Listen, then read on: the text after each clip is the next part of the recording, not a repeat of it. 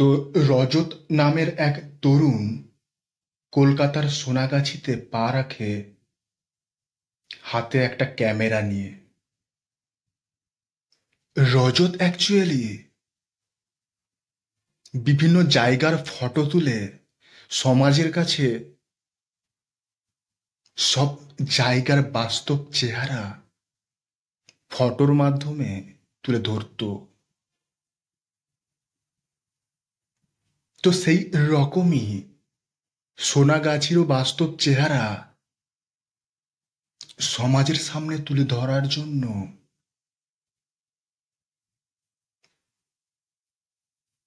সোনাগাছিতে আসে।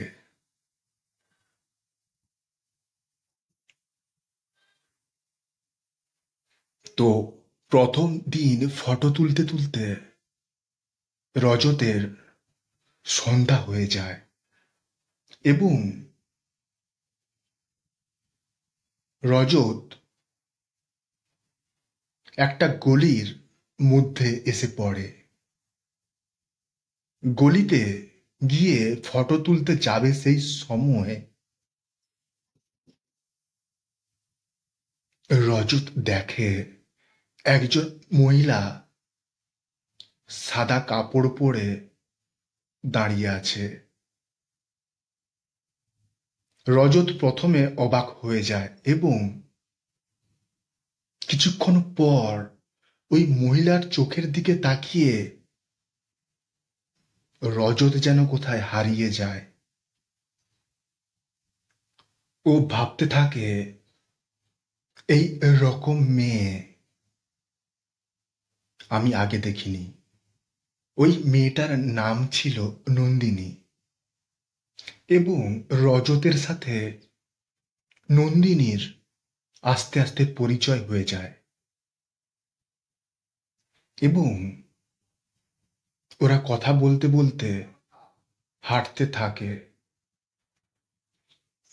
এবং রজত নন্দিনীর সাথে কথা বলতে বলতে ওর প্রেমে পড়ে যায় এবং রাত হতেই রজত কলকাতায় একটা রুম নিয়েছিল থাকার জন্য, ওইখানে চলে আসে।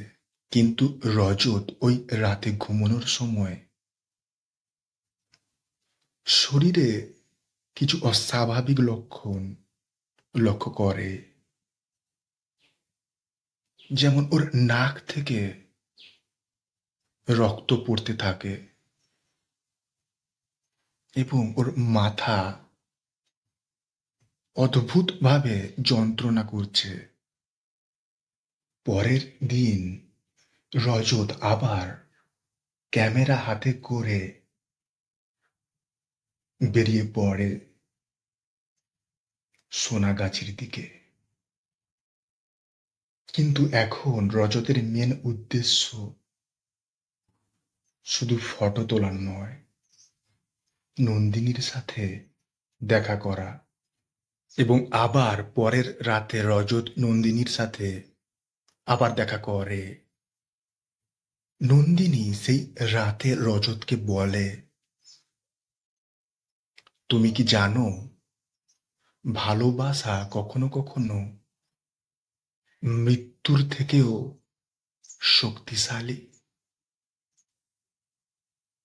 আমি মরেও শান্তি পাচ্ছি না। এই কথাটা রজত শুনে ভয় পায়নি, কারণ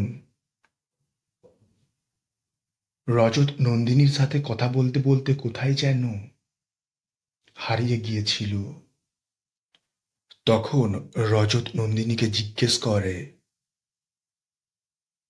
কি বলতে চাইছো? নন্দিনী বলে, কিছু বছর আগে ও যখন বেঁচে ছিল, ওর প্রেমিক নন্দিনীকে কোনো উপহার দেওয়ার জন্য বাড়ি থেকে বাইকে করে আসার সময় লরির সাথে অ্যাক্সিডেন্টে নন্দিনীর প্রেমিক মারা যায় এবং তারপর নন্দিনী আত্মহত্যা করে। হয়তো উপহার না পেলে ও মুক্ত হবে না। রজত এই সব বুঝতে পেরে এক তান্ত্রিককে ডাকে এবং তান্ত্রিক বলে রজতকে কিছু একটা উপহার নিয়ে এসে নন্দিনীকে দিতে। রজত ভাবে আসল ভালোবাসা মানে হলো মুক্তি। রজত উপহার নিয়ে এসে নন্দিনীকে দেয় এবং তান্ত্রিক ডেকে নন্দিনীকে মুক্ত করে এবং আর নন্দিনীকে দেখা যায় না। তার পরের দিন রজতের মন খারাপ হয়ে যায়। রজত জীবিত অবস্থায় আস্তে আস্তে নিঃসঙ্গ হয়ে পড়ে। ভিডিওটা ভালো লাগলে সাবস্ক্রাইব করে দিও।